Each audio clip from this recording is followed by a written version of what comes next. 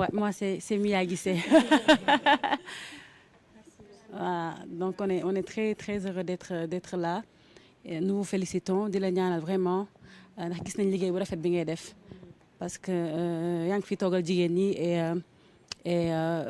ñëpp gis nañ sa liggéey bu rafet bi ngay def ñi lay ñaanal vraiment yàlla yokk la yëkkati la. Donc ku nekk si ñun nag am na question bu mu la bëgg a poser waaw donc je sais pas nan la ñuy procéder nag voilà. Kia, allez-y. salaamaaleykum madame le ministre ñu ngi lay nuyu di la ziyaar bu fekkee ni nag tey da nga ñu invité mënuñu def lu dul di la delloo njukkal di la wax ni effort li ko tax a jóg mooy ensemble force organisation et responsabilité te bu ñu waxee ensemble force organisation et responsabilité dañ ciy teg jigéen sargal wormaal ak suturaal kon nag mënuñu ñàkk bañ a ñëw seet si la mënuñu ñàkk bañ a ñëw nee la si nga bokk man nag sama question mooy ñun jigéen ñi yi nekk ci art bi d'habitude bu ñuy dégg art dañuy xalaat souvent que ni musique kase la te art dafa yaatu moom mooy culture mooy cosaan ak aada dañu bëggoon xam yan matuwaay ak yan jàppale ngeen taxawee pour jigéen ñi nga xamante ni ñu ngi ci milieu art bi maanaam ma gën a développé su fekkee jigéen dafa dem ba wasin ndax jigéen ñi am nañu sécurité sociale ndax am nañu lan lu leen di mottali ngir ñu mën a nekk ci jàmb ba retrouver wu. beneen bi mooy jigéen ñi nga xamante ne ñu ngi ci milieu art bi d'habitude pour nga am kër sax problème la dañ la naan ana sa contrat de travail lan moo ñuy protéger par rapport à cela. Et on a beaucoup vu plein d'artistes yi nga xamante ni si ñu ngi ci suñu réew teewal Sénégal bés bu ñuy dem bay jël retraite amuñu benn suivi bu leen di topp amuñu benn protection ñuy laajte ndax yéen a ngi ñuy bàyyi xel asalaamaaleykum.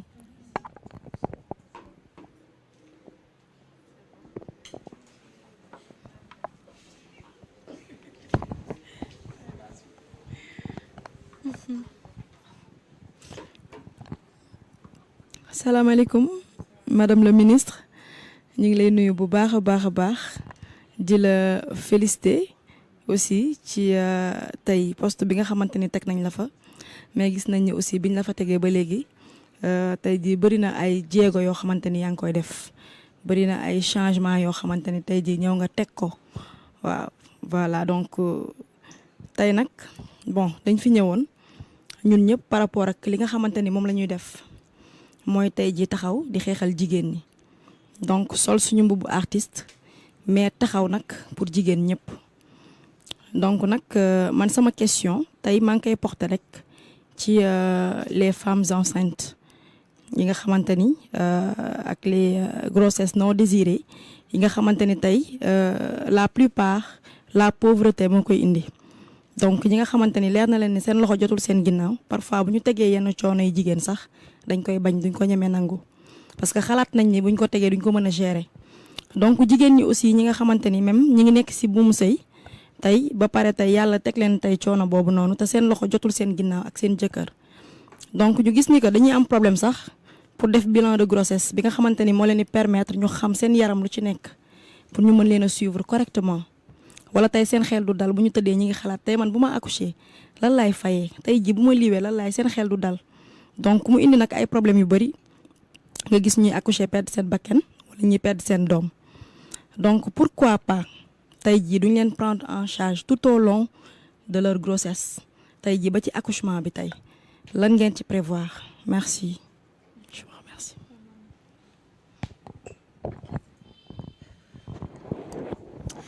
salaamaaleykum madame la ministre Sabel waaw maa ngi kontaan trop jàkkaarloo ak yow c'est un honneur pour man ak pour sama sœur yi waaw di la ñaanal yàlla dëgëral la waaw yokku la te teg la ci place bi nga yàgg fi waaw ma ñun nag xam nañ ni amoo jot kon dañuy gaawal question yi waaw léegi ñun li ñuy laaj li may laaj rek mooy gis nañ ni yaa ngi jëm ci lu am solo taxawal ko muy assises yi àdduna bi yëpp jigéen di jóge fu nekk waaw muy ndaje mu mag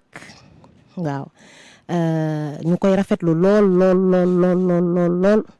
ñun nag ay jigéen lañ ne ci aar bi di ci yëngu am nag ay surprise ak lu bari loo xamante ne dañ ko bëgg a liggéeyal suñu réew te comme yàlla dogal na ñu jàkkaarloo ak yow ñuy ñaan yàlla rek di la laaj ndax ñun pare nañ ñun sax dañuy pour gunge la ci loolu ba fépp foo taxaw daal ñu ànd fa ak yow taxawandoo fa ndax loolu daf ñuy neex torop torop torop torop torop torop waaw xam nga.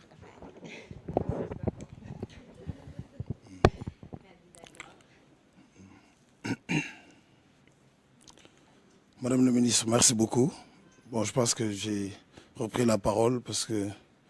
le protocole bi ñuy wax sa agenda ni mu serré et que dañu war a écourter. Je pense que damay tënk ñoom ñeneen ñi des yëpp waroon waxtaan.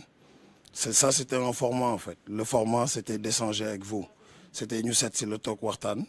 et yenn sujet yi ñuy aborder ñu mën a permettre nga rebondir ci pour que femmes yi nekk ci Sénégal yëpp jote ci loolu waxtaan parce que ñoom lañ fi nekkal. C'était en fait ça devait se passer comme ça ce matin et loolu moo tax le format n'a pas changé en fait moo tax ñoom dañ ko préparé woon seen rencontre xëy na ci cofeel bu ñu am pour yow ak yëg bu ñu am ci yow ak fonk bu ñu am ci yow ak fu ñu la teg ak dayo bi moo tax ñu yàkkamti woon daje bi am ak jàkkaarloo bi parce que dañuy njortu ne ñi ngi recevoir à la villa jigéen bu nekk ku nekk mi ngi fay ñëw mais jigéen yëpp te yàlla def na xëy yaay seen kilifa parce que yaay ministre de la femme je pense que de DRS ba promise ba tey ministre de la femme xam nañu sa taxawaay xam nañu sa mindset xam nañu état d'esprit bi xam nañu aussi fi nga place bi nga teg jigéen le projet EFFOR c'est ensemble force organisation et responsabilité c'est 10 femmes yoo xamante ni dañu bokk état d'esprit bokk philosophie bokk nu ñuy xalaatee bokk bëgg-bëgg ak lu ñuy xeex seen agenda artistique et culturel ñu arrêté ko ne dañu war a célébrer jigéen 365 jours ñu dajaloo nekk ci benn villa di ndekkeendoo di añandoo di reerandoo di fanaan sax te ñëpp xam nañ aar bi ni mu siisee ni jigéen ñi di moytonte mais ñu xam ne ensemble mooy tax ñu am puissance ñu am doole et que Sénégalu léegi dañu am ay devoir dañu am ay obligation on a fait le TRG show en dajale rappeurs yi tey ñoom tam xam nañ ne lépp fi tool bi Covid jàllee économiquement le monde est à genoux donc il faudrait que ñuy boole suñu ay synergie autour de l'essentiel et l'essentiel c'est le Sénégal et je pense que fast track bi son excellence le président de la République di wax yaa ngi ci boobu ba tey ñuy profiter di le féliciter pour cette belle victoire yi daan am Diourbel parce que loolu engagement ak détermination moo koy def nous on fait le tour du Sénégal avec la Marmite du Cœur depuis 14 ans xam nañ li xew fépp xam nañ ki fi nekk pour Sénégal xam nañ ku fi nekk pour askan wi xam nañ ku fi nekk pour nit ñi ak ko fi nekkul xam nañu sa jàmbaar balaa ñuy ñëw audience bi audience bu ñu neex la audience bu am solo la audience bu am doole la ñoom liggéey nañu benn album boo xam ne sa communication axe yi ci ëpp solo jël nañ ko tënk ko ci benn album de 10 titres l'objectif c'est de sortir l'album mais aussi de promouvoir l'album à travers des panels des rencontres avec les femmes un peu partout dans les 14 régions du Sénégal discuter autour des problématiques yi nekk ci biir album bi Nathan ak Will John ñoo yore direction artistique bi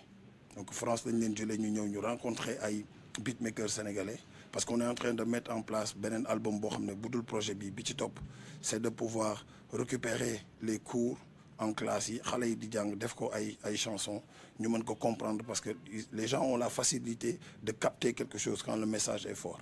donc combat bi nga nekk ak xeex bi nga nekk fi ñu bëgg mu egg fi mu bëgg mu jotee ñoom ñëpp keroog dañu toog di seetaan bi nga nekkee Thiès on en a discuté parce que dans la villa dañuy échanger ci lu nekk gis nañu aussi Sédhiou gis nañu jéego yi ngay daj ci Sénégal en profondeur et que am nañu yéene ñoom gunge la am nañu yéene accompagner la am nañu yéene jàppale la am nañu yéene sa mébét ak sa axe de communication au ministère bi autour de la femme artistiquement parlant ils ont envie de ñoom tamit ñëw indi ci seen xam nañ agenda bi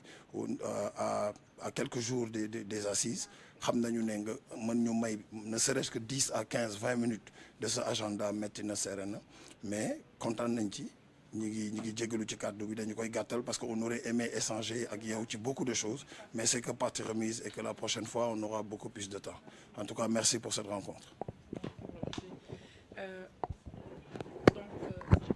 damay commencer d'abord par vous remercier, vous principalement, Moustapha, pour l'initiative bi nga am parce que je pense qu'on a discuté la dernière fois bi fi njëkkee ñëw ñu saluer déjà le fait de porter initiative bi parce que c'est une grande première et puis Sénégal on en a besoin des belles initiatives yu mel nii donc ñu ngi la ciy féliciter di la ci remercier ci opportunité bi ñu jox pour ñu toog ak ay stars parce que moi c'est mes stars je pense que j'ai écouté Dior une fois donc j'adore ces morceaux Mia n'en parlons pas donc yéen ñëpp ku ci nekk xam naa say morceaux parce que j'écoute on n'est pas très très loin en termes de génération donc j'essaie de suivre un peu seeni son quoi tu dire que yéen ñëpp xam naa leen et que j'adore ce que vous faites maintenant l'idée de faire cette organisation ou cette plateforme Effort pour moi c'est une belle opportunité parce que c'est vrai que ku ci nekk yaa ngi woon sa côté di def et puis ku ci nekk également yaa ngi doon éclore comme ni nga ko mënee quoi mais je pense comme on dit la force ensemble mooy joxe force l'union fait la force boo leen àndee ça peut être encore mieux ci beaucoup de domaines parce que yéen ku ci ne am na public am mais la somme des publics peut donner quelque chose et ça peut permettre de découvrir Mia tey bu subaa ñu découvrir Dior gannaaw suba peut-être qu'il y a un public qui n'écoute que Mia il y en a d'autres qui ne sont que Djelia dama koy déglu lu bari aussi hein donc pour dire que c'est une bonne chose le fait ngeen boole seeni effort et puis en même temps ni ngeen ko tuddee effort ça a du sens parce que c'est l'union qui fait la force et donc ça propulse un effort donc c'est important en tout cas c'est une initiative bi c'est vrai que j'avais pris moi-même l'engagement ñëw si sekk si leen ci kër gi mais ce matin que ma jigéen m'a dit suba la kër bi di jeex c'est ça ma ko waxee dama ko ah bon mun ma oui ma ne que malheureusement tey on est un peu serré à cause des organisations donc je vais en revenir parce qu'il y a eu des questions mais j'aurais bien aimé ñëw fekk si leen ci kër gi ñu waxtaan parce que foofu la doon gën a ëppee temps foofu la doon gën a relaxé xam nga bureau yi c'est un peu protocolaire mais chez vous ça ce sera open donc loolu moom ak taxoon ma bëggoon a ñëw donc ce matin laa ko wax ni ko on va y aller mais malheureusement depuis ce matin ça n'arrête pas ça s'enchaîne donc il y a des rencontres des rendez-vous et comme ni ngeen ko xamee on prépare notre grande manifestation et donc à 24 heures 48 heures day xaw a metti pour nga xaw a libéré wu mais c'est pour vous dire que vraiment depuis le début maa ngi suivre ak Moustapha parce que la dernière fois waxtaan nañ ci et même ñu on s'était engagé avec le PASNEC à vous accompagner parce que li ngeen def en fait c'est pour nous c'est notre métier donc ministère bi ñun on a des missions de sensibilisation donc de prévention on a des missions d'accompagnement c'est-à-dire d'accompagner les couches vulnérables donc dans les couches vulnérables il y a les femmes qui sont victimes de violences donc il y a les femmes qui sont simplement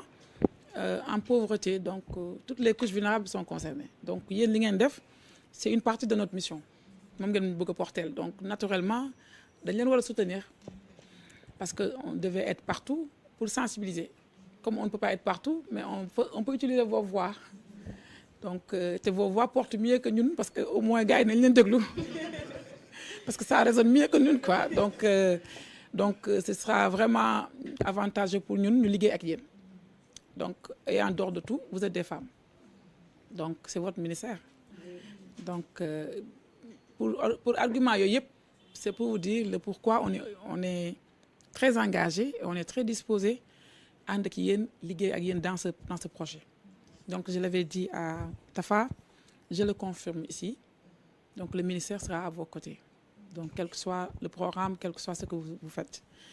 et donc pour revenir à vos questions la première c'était concernant les femmes de l'art est-ce que les femmes de l'art ñu ngi ci biir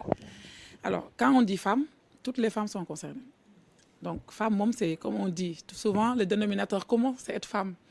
et nous partageons cela quel que soit maintenant les secteurs d'activité quel que soit li ngeen bëgg a def wala quel que soit seen orientation donc les femmes de l'art sont dans nos cibles donc et après ñu liggéey dañuy fexe chaque fois di diversifier pour ne pas être seulement avec les femmes qui sont dans les céréales les femmes qui sont dans l'élevage mais être également dans d'autres secteurs d'activité pour wane ni vraiment on est sur ces femmes yëpp donc les femmes de l'art effectivement am ngeen fi place et ça me permet même de se rendre compte que dans les consultations yi ñu doon def temps yëpp ñun dugaluñu femme de l'art yi et ça c'est la faute de ma jigéen parce que on était en train de faire des consultations tey la jeex je pense la dernière consultation c'était aujourd'hui avec les femmes dans des médias donc on a fait dañu def benn recensement pour voir toutes les organisations de femmes qui existent au Sénégal ça depuis un mois ci loolu lañu nekkoon donc tous les gouverneurs les préfets les sous-préfets dans les communes dans les départements dañu remonter les informations qui nous donnent le nombre d'organisations de femmes qui existent au Sénégal parce que en réalité amaguñu woon répertoire pour mën a wax ni par exemple dans l'art on a 5000 on a 3000 on a 20 000 organisations qui s'activent alors que loolu dañu ko war xam parce que boo bëggee jàppale nit accompagner leen encadrer leen il faut que d'abord nga xam le nombre et la composition la cartographie de ces acteurs c'est-à-dire acteurs yi fu ñu nekk parce que nit boo xamul fu mu nekk mënoo ko accompagner parce que déjà il faut nga xam fu mu nekk xam lan mooy problème am c'est quoi ses difficultés avant de proposer un accompagnement donc loolu moo tax on avait lancé ce recensement des organisations de femmes et actuellement ni am nañ cette base de données qui retrace toutes les organisations de femmes au Sénégal après ñu scindé leen par des groupes par des thématiques les femmes qui sont dans l'élevage les femmes qui sont dans l'agriculture les femmes par secteur d'activité daal donc normalement waroon nañ génne les femmes qui sont dans l'art donc mais je pense que l'artisanat comme ñun bu ñu waxee art on résume tout en l'artisanat jël nañ leen mais les femmes de la musique moom lañ dugalul dans l'art alors que on va corriger donc pour dire que on a fait des consultations avec toutes ces femmes-là autour des gouverneurs et autour des régions donc ñoom ñëpp remonter nañu seen i jafe-jafe en termes de difficultés lan moo tax les femmes qui sont dans l'agriculture ba léegi mënuñu nekk am ay championnes agricoles lan moo tax jusqu'à présent les femmes qui sont dans l'élevage tax mënuñu fa am ay championnes les femmes qui sont dans l'industrie lan moo tax bool ba léegi Sénégal quand on retrace l'industrie au Sénégal c'est très rare nga am ci benn femme et pourtant on injecte beaucoup de milliards par année dans l'autonomisation et l'accompagnement des femmes où sont passés ces milliards-là pourquoi ces milliards n'ont pas donné de résultats voilà on est en train de faire un diagnostic de l'entrepreneuriat féminin au Sénégal quels sont les points de blocage qu'est-ce qui n'a pas marché pour voir un peu comment améliorer donc loolu moo indi ce recensement qu'on a fait et qu'on va présenter devant le président mardi et les consultations nous ont permis également ñu xam lan mooy les difficultés yu femmes yi am donc vous aussi normalement war ngeen ñu mën a jox ay quelques points voilà vos difficultés ñu rajouter ko ci parce qu'on prépare un mémorandum qu'on va donner au président le mardi et d'ailleurs vous êtes invités et donc Moustapha je pense que même au-delà de l'invitation vous devez participer ah ben oui parce que en tant que femme dans la musique on ne doit pas chercher ailleurs on doit avoir une belle prestation devant le président voilà donc ça on vous le dit donc il faut participer à votre manière parce que les autres vont venir les femmes qui sont dans l'élevage dans l'agriculture dans la pêche toutes les femmes au Sénégal il y aura des délégations officielles dans chaque région et ils vont venir la veille passer la nuit avec nous et le jour avec le président ñu jox ko suñu message suñu doléance quoi après le président va se prononcer pour nous dire véritablement il faut ñu corriger tel ou tel aspect il faut rajouter s'il y a un problème de financement qui se pose ou bien il faut réorienter si le financement n'est pas bien orienté donc il y a ces assises-là c'est une grande première au Sénégal parce que d'habitude on injecte rek mais on n'évalue pas donc ce sera un bon moment d'évaluation des politiques publiques envers l'entrepreneuriat des femmes donc loolu dañ leen ciy invité vous êtes partie prenante vous êtes partie intégrante même donc da ngeen war a ñëw et puis dañ leen war a xam ni également les femmes dans la musique sont bien représentées parce que comme j'ai dit les femmes dans la presse tey def nañ seen consultation et il y avait toutes les pontes de la presse qui se sont réunies pour donner seeni problématiques donc voilà donc pour dire que répondre à la question c'est Jean Mia qui a posé la question qui a plutôt donc les femmes dans l'art sont vraiment partie prenante de nos cibles mais comme on dit rek bala ñu lay faj il faut ñu xam sa jàngoro donc il faut venir nous dire lan mooy seen problème ñu mën koo dugal ci politique yi donc mais boo leen ñëwul duñ ko mën a xam donc voilà donc sur la question concernant les femmes enceintes bon de façon générale ñun tout ce qui est couche vulnérable maanaam femme boo xam ne yaa ngi situation boo xam ne mënuloo sa bopp lépp da nga bokk ci seen cible donc bu fekkee la femme enceinte on se rend compte que ba tey ce matin j'ai signé c'est quoi comment ça s'appelle j'ai signé ce matin benn aide oui mais benn assistance bu ñu defal benn femme enceinte qui était venue ce matin ici on me l'a signalé mu ñëw indi ay kiyam ordonnance am on l'a pris en compte on l'a pris en charge tey rek ce matin donc pour dire que elles sont vraiment prises en charge ici si buñ ko xamee mais c'est vrai que nag on n'a pas forcément bien outillé pour wër Sénégal pour xam fu femmes yi am problème jafe-jafe yëpp parce que xam ngeen aussi on vit dans une société assez particulière où le comment on dit le kersa je pense kersa la wala am na benn terme bu ñu utiliser en wolof le sutura waaw dafa ñoo xaw a sonal quoi parce que on aime tellement le sutura que on peut souffrir dans nos chambres génn sourire ba egsi fii donc parce que vraiment on ne veut pas que nit ki xam ne on souffre ça c'est le Sénégal c'est vraiment la société sénégalaise et malheureusement bon je dis pas malheureusement mais en tout cas beaucoup de femmes souffrent mais dans le fort intérieur et après c'est da ngay am même du mal pour qu'elles expriment seen sentiment devant toi donc loolu moom c'est notre société donc ñun ñooy dem vers ñoom ñooy pousser il faut pousser avec même elles pour avoir leur sentiment ou leurs préoccupations mais on essaie d'identifier et on essaie de résoudre selon les moyens et selon également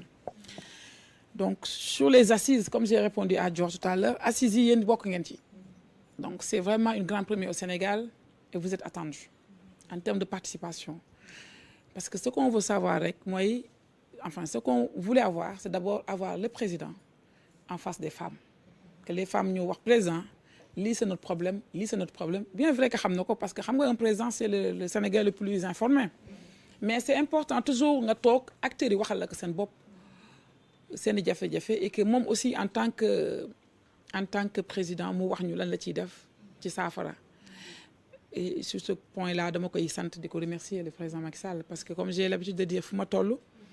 ñun on est né des années 80 donc on connaît le président Abdou Diouf parce que moom ci moom la ñu juddoo on a connu le président Abdoulaye Wade parce que bi ñu nekkee mag tuuti commencé comprendre gis nañ Abdoulaye Wade ni mu doon ñafee di jéem quoi mais ce que Macky Sall a fait durant ces 10 années-là orienté vers les femmes aucun président ne l'a fait donc pour dire son côté social parce que il est beaucoup plus day déglu jigéen ñi man daf may wax chaque fois xam na la société sénégalaise comment naka lañ mel ci masla ci sutura mais il faut aller vers ces femmes-là les parler pour nga xam véritablement seen problème il me dit ça moo tax boo leen gisee ma dugg ci àll bi c'est lui qui nous dit dugg leen ci biir àll bi il faut aller à la rencontre de ces femmes il faut les écouter parce qu'elles font partie des populations ngeen xam seen i jafe-jafe et dans les plupart du temps seen jafe-jafe du bari boo duggee ci biir ngay xam ñun suñu jafe-jafe ñun les Dakaroises c'est différent de boo demee Sédhiou on a été à Sédhiou dans un village ça s'appelle comment d'ailleurs le village Kanjo Mangana c'est à 3 kilomètres de la Gambie mais ces femmes-là dama leen xool après j'ai senti que rien que gis ñoom ñu gis ñu ci seen village bi dañu kontaan donc elles étaient vraiment épanouies di wax di tëb di fecc rek nag après ma waxtaan ak benn femme à côté